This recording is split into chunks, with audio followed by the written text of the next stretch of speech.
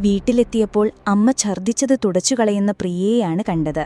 അപ്പോളാണവൻ ഓർത്തത്, ഇങ്ങനെയൊരു മനുഷ്യജീവി വീട്ടിലുണ്ടെന്ന് തന്നെ താൻ ഓർക്കാറില്ല എന്ന്. രഘുവേട്ട, അമ്മയ്ക്ക് കൂടുതലാണ്, ഹോസ്പിറ്റലിൽ കൊണ്ടുപോകണം, പ്രിയ പറഞ്ഞു. ഡോക്ടർ ഒരു ദിവസത്തെ ഒബ്സർവേഷനിൽ കിടത്തണമെന്ന് പറഞ്ഞു. അമ്മയെ എത്ര ഭംഗിയായാണോ അവൾ നോക്കുന്നത്.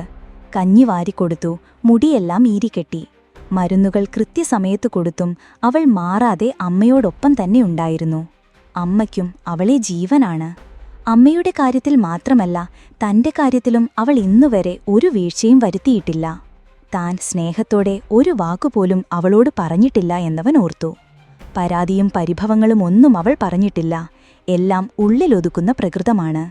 ഇന്നുവരെ താൻ അവൾക്ക് ഒന്നും വാങ്ങിക്കൊടുത്തിട്ടില്ല എന്നവൻ ഓർത്തു. അവളുടെ ഇഷ്ടങ്ങൾ, ഇഷ്ടക്കേടുകൾ ഒന്നും തനിക്കറിഞ്ഞുകൂടാ. ആ 4 ചുവരിനുള്ളിൽ അവൾ എല്ലാം മനസ്സിലൊതുക്കി ജീവിക്കാൻ തുടങ്ങിയിട്ട് എത്ര വർഷമായെന്നവൻ ഓർത്തു. തന്നെ ഒരുപാട് ഇഷ്ടമാണോ അവൾക്ക്, ജീവനാണോ അവൾക്ക്? അതവന് നന്നായി അറിയാം. പക്ഷേ തിരിച്ച് അവൾ ആഗ്രഹിക്കുന്ന പോലെ സംസാരിക്കാനോ പെരുമാറാനോ അവൻ ശ്രമിച്ചിരുന്നില്ല. പിറ്റേന്നു അമ്മയുടെ അസുഖം കുറഞ്ഞു, ഡിസ്ചാർജ് ചെയ്തു. തിരിച്ചു വീട്ടിലെത്തി അമ്മയെ റൂമിൽ കിടത്തി തന്റെ റൂമിലേക്ക് നടക്കുമ്പോൾ പൂജാമുറിയിലിരിക്കുന്ന ദൈവങ്ങൾ തന്നെ പുച്ഛത്തോടെ നോക്കുന്ന പോലെ അവന് തോന്നി. അവന് തന്നെ അവനോട് പുച്ഛം തോന്നി. താലി കെട്ടിക്കൊണ്ടുവന്ന പെണ്ണിന് ഇന്നുവരെ ഒരു സന്തോഷവും കൊടുത്തിട്ടില്ല എന്നോർത്തപ്പോൾ അവന്റെ കണ്ണുകൾ പ്രിയയെ തിരഞ്ഞു. അടുക്കളയിൽ തിരക്കിട്ട പണിയിലായിരുന്നു അവൾ. പതിവില്ലാതെ തന്നെ അടുക്കളവാതുക്കൾ കണ്ടപ്പോൾ അവൾ എന്താണെന്നറിയാതെ നോക്കി കുറച്ചു വെള്ളം വേണമെന്ന് പറഞ്ഞു. അവൾ അവന് ഗ്ലാസിൽ തിളപ്പിച്ച ആറ്റിയ വെള്ളം കൊടുത്തു. അതും വാങ്ങി അവൻ മരം പോലെ നടന്നു സോഫയിലിരുന്നു. ഭക്ഷണമുണ്ടാക്കിക്കഴിഞ്ഞു അവൾ പെര മുഴുവൻ തടിച്ചു തുടച്ചി. പിന്നെ തുണി മുഴുവൻ കഴുകിയിട്ടു. ഇവൾക്കിതുപോലും പണിയാണോ എന്നവൻ മനസ്സിലോർത്തു. പിന്നീടുള്ള ദിവസങ്ങൾ അവൻ അവളെ ശ്രദ്ധിക്കുവാൻ തുടങ്ങി. അവൾ എത്ര ഭംഗിയായിട്ടാണ് ഓരോ കാര്യങ്ങൾ ചെയ്യുന്നത്. ഒരു മിനിറ്റ് വെറുതെയിരിക്കുന്ന അവളെ അവൻ കണ്ടിട്ടില്ല. എന്തെങ്കിലുമായി അവൾക്കെപ്പോഴും പണിയായിരിക്കും.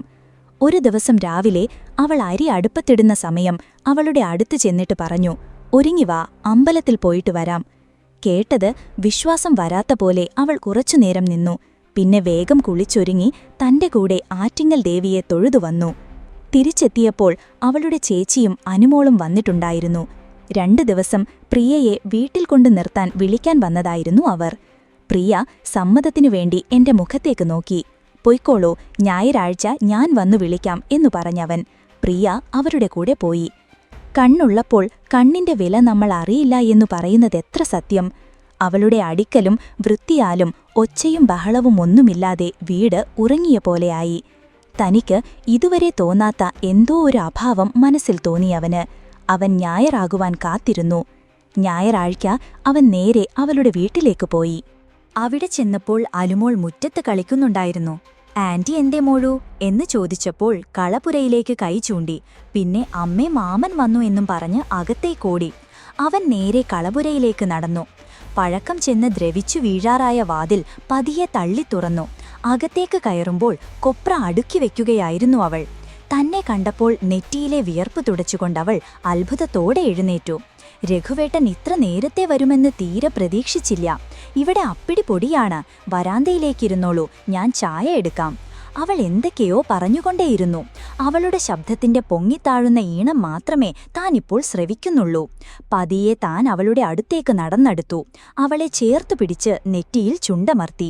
ഞെട്ടിത്തരിച്ചു നിൽക്കുന്ന അവളുടെ കണ്ണിൽ നിന്നും കണ്ണുനീരൊലിച്ചിറങ്ങി. ഏന്തലുകൾക്ക് അവസാനം പൊട്ടിക്കരച്ചിലായി. തന്റെ ഇടത്തെ നെഞ്ചോട് ചേർന്നു നിന്നവൾ ഏന്തി ഏന്തി ഒരു കുഞ്ഞുകുട്ടിയെപ്പോലെ കരഞ്ഞുകൊണ്ടേയിരുന്നു. അവളുടെ മനസ്സിൽ അടക്കിപ്പിടിച്ചിരുന്ന സങ്കടങ്ങളെല്ലാം അണ പൊട്ടിയ പോലെ ഒഴുകാൻ തുടങ്ങി. തന്റെ വലത്തെ കൈകൊണ്ട് അവളുടെ മുടിയിൽ തലോടി അവൻ അവളെ ചേർത്ത് പിടിച്ചു. അന്ന് തിരിച്ചവളെ തന്റെ വീട്ടിലേക്ക് കാപിടിച്ചു കയറ്റുന്നതിനൊപ്പം അവന്റെ ഹൃദയത്തിന്റെ ഒരു വാതിലും അവൾക്കായി അവൻ തുറന്നു.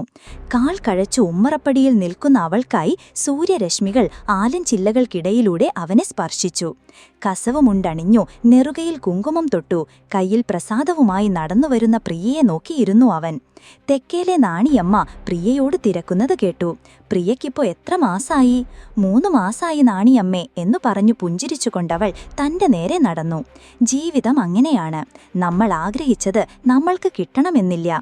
അതോർത്ത് സങ്കടപ്പെടാതെ നമ്മളെ ജീവനേക്കാൾ കൂടുതൽ സ്നേഹിക്കുന്നവരെ സ്നേഹിക്കുക, സന്തോഷിപ്പിക്കുക. അതിൽ നമ്മുടെ സന്തോഷം കണ്ടെത്തുക. ആൾ തറയിൽ നിന്നും താഴേക്കിറങ്ങുമ്പോൾ ആറ്റിങ്ങൽ ഭഗവതിയും ചില്ലുകൂട്ടിലിരിക്കുന്ന കന്യാമറിയവും തന്നെ നോക്കി പുഞ്ചിരിക്കുന്ന പോലെ അവന് തോന്നി. തെക്കേലെ നാണിയമ്മ പ്രിയയോട് തിരക്കുന്നത് കേട്ടു. പ്രിയയ്ക്കിപ്പോ എത്ര മാസായി?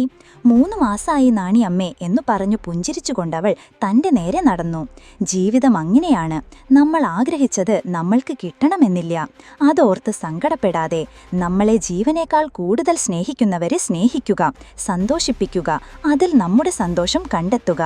ആൾ തറയിൽ നിന്നും താഴേക്കിറങ്ങുമ്പോൾ ആറ്റിങ്ങൽ ഭഗവതിയും ചില്ലുകൂട്ടിലിരിക്കുന്ന കന്യാമറിയവും തന്നെ നോക്കി പുഞ്ചിരിക്കുന്ന പോലെ അവന് തോന്നി.